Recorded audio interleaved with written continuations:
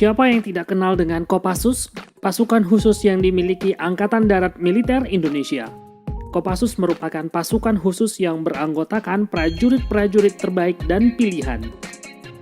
Sebagai salah satu pasukan terbaik andalan militer Indonesia, sudah banyak prestasi dan keberhasilan misi yang dijalankan oleh Korps Baret Merah ini.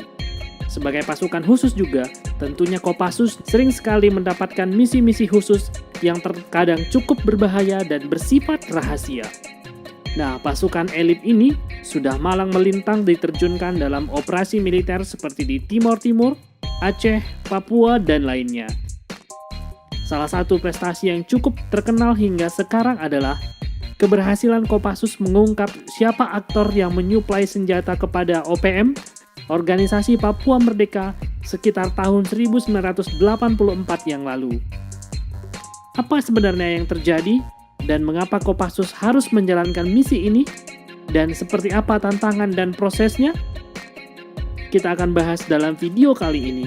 Tetapi sebelumnya, pastikan subscribe channel Analisis Militer ini ya. Seperti operasi pasukan khusus pada umumnya, kisah Kopassus ini pada waktu kejadian tidak terekspos ke publik dan pihak militer Indonesia juga tidak mengkonfirmasi kejadian ini. Kisah ini pertama kali dipublikasikan dalam buku tentang Kopassus yang berjudul Inside Indonesian Special Force yang ditulis Ken Conboy pada tahun 2003 yang lalu dan juga telah dimuat di majalah Angkasa edisi koleksi Special Force. Bagi penonton yang ingin tahu lebih jauh tentang hal ini, silahkan dibaca bukunya agar lebih lengkap. Kisah ini terjadi pada tanggal 2 Oktober 1984 atau sekitar 35 tahun yang lalu. Ketika itu, sekitar 16 orang personil militer Indonesia dari Batalion 712 Kodam Merdeka sedang berjaga di pos mereka di daerah Mauratami, Kabupaten Jayapura. Daerah ini merupakan daerah yang cukup rawan karena di daerah ini gerombolan pengacau keamanan atau GPK sering beroperasi. Gerombolan pengacau keamanan ini saat ini lebih dikenal dengan nama Organisasi Papua Merdeka atau OPM. Nah, pada saat itu, personil militer Indonesia sedang berjaga di pos mereka, tiba-tiba segerombolan anggota OPM melakukan penyerangan terhadap pos tersebut. Kontak tembak antara pasukan TNI dan pengacau OPM pun tidak terhindarkan. Beruntungnya, para personil Batalion 712 Kodam Merdeka berhasil menggagalkan serangan tersebut dan memukul mundur OPM. Setelah kontak tembak usai, personil TNI melakukan penyisiran di lokasi kontak tembak, dan hasilnya didapati seorang personil OPM yang ikut menyerang tewas dalam kejadian ini.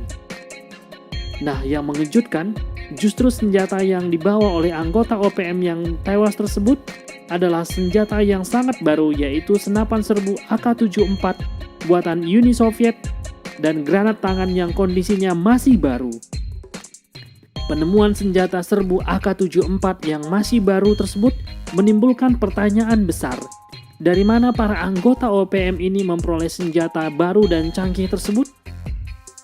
Sebab sangat tidak mungkin anggota OPM memilikinya jika tidak ada pihak luar yang menyuplai senjata tersebut. Hal ini menimbulkan kecurigaan militer Indonesia tentang adanya pihak asing yang membantu OPM dalam hal persenjataan. Sebenarnya pihak intelijen Indonesia juga sudah lama mencurigai hal ini, tetapi belum bisa menemukan bukti nyata siapa dalang di baliknya. Informasi intelijen menyebutkan bahwa pasokan senjata OPM disuplai dari wilayah Papua Nugini yang berbatasan langsung dengan Provinsi Papua, Indonesia. Hal ini diperkuat dengan seringnya muncul helikopter yang mengangkut bahan makanan dan peti panjang ke wilayah dekat kamp pelintas batas di Blackwater dekat Vanimo, Papua Nugini. Namun pemerintah Papua Nugini menolak semua tuduhan wilayahnya digunakan menyelundupkan senjata. Australia yang juga adalah pendukung OPM diduga sebagai aktor di balik penyelundupan senjata ini. Namun Australia membantah keras adanya keterlibatan mereka dalam penyelundupan senjata untuk OPM ini. Nah, untuk mengungkap semua ini, pihak militer Indonesia harus membuktikan siapa dalang dari semua itu. Itulah sebabnya militer Indonesia membentuk tim khusus yang diberi tugas menyusup ke wilayah Papua Nugini untuk menangkap pemasok senjata ke OPM ini. Tentu saja aksi ini dilakukan secara rahasia dan tanpa meminta izin ke Papua Nugini. Hal ini karena militer Indonesia sudah tidak percaya lagi kepada negeri tetangga tersebut. Untuk menjalankan misi ini, militer Indonesia memilih menerjunkan pasukan Detasmen 81 Kopasanda atau nama Kopassus waktu itu. Sasaran mereka adalah satu lokasi di wilayah Papua Nugini, sekitar 50 km dari tapal batas perbatasan dengan Indonesia. Pasukan ini berangkat dari Jayapura dengan helikopter, kemudian didrop di satu wilayah dan melanjutkan misi dengan perahu karet agar tidak terdeteksi oleh otoritas Papua Nugini. Perjalanan dini hari menggunakan perahu karet menuju lokasi sasaran terhadang oleh besarnya ombak di perairan sebelah utara Papua Nugini. Seorang anggota Kopassus bahkan sampai terluka cukup parah untuk mempertahankan perahu dari terjangan ombak. Akhirnya mereka berhasil sampai di titik pendaratan dan langsung bergerak menuju lokasi sasaran. Pasukan komando ini segera mencari tempat-tempat yang dicurigai sebagai lokasi penimbunan pasokan senjata, tetapi hasilnya nihil. Tugas operasi belum selesai, mereka harus bisa mendapatkan bukti seperti yang diperintahkan dari Jakarta. Mereka pun melanjutkan tugas rahasia tersebut. Setelah menunggu selama 2 hari 2 malam, akhirnya mangsa yang ditunggu-tunggu muncul dengan cara bersembunyi-sembunyi. 2 orang berkulit putih muncul dari balik rimbunan hutan Papua Nugini. Mereka tanpa sadar melintasi posisi pasukan baret merah yang sedang mengintainya. Tanpa membuang waktu, kedua bule ini pun ditangkap. Setelah diperiksa dan diinterogasi, keduanya berasal dari Australia. Kedua bule ini diperintahkan menunjukkan lokasi tempat helikopter Australia yang memasok senjata dan amunisi untuk OPM. Kedua agen Australia ini kemudian dibawa secara rahasia ke wilayah Papua, Indonesia. Selanjutnya dibawa dan ditahan oleh pemerintah Indonesia di Jakarta. Pemerintah Indonesia memberitahukan kepada pemerintah Australia soal keterlibatan agen negeri kanguru itu dalam memasok senjata kepada OPM di wilayah Papua Nugini. Tentunya hal ini membuat Australia tidak bisa lagi mengelak, meski belum jelas kedua warga Australia ini benar-benar agen militer Australia atau penduduk sipil Australia yang biasa saja. Beberapa bulan kemudian, keduanya diekstradisi ke Australia. Tentu semua ini dilakukan tanpa terekspos oleh media dan dilakukan oleh para diplomat kedua negara. Yang jelas sekali lagi, pasukan khusus Indonesia Kopassus membuktikan keandalannya dalam menjalankan misi yang sifatnya rahasia dan masuk ke dalam wilayah negara lain.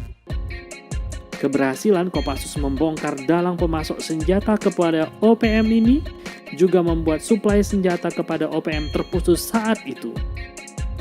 Nah, kisah ini memang sangat jarang diketahui oleh publik, karena tidak diekspos ke publik kala itu. Kisahnya baru terkuak beberapa dekade kemudian. Hal ini memang lumrah, karena aksi-aksi pasukan khusus seperti Kopassus biasanya memang sangat dirahasiakan dan tidak dibuka untuk publik.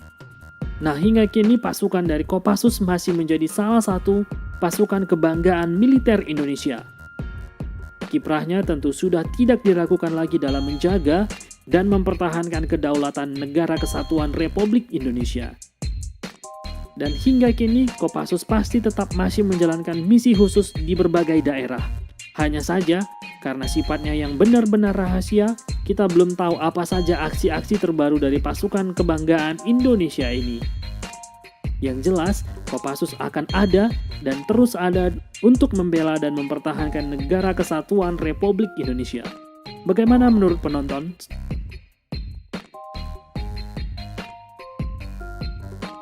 Sekian dulu video kali ini, semoga video ini bermanfaat. Silahkan klik like, komen, share, dan subscribe channel analisis militer ini. Terima kasih.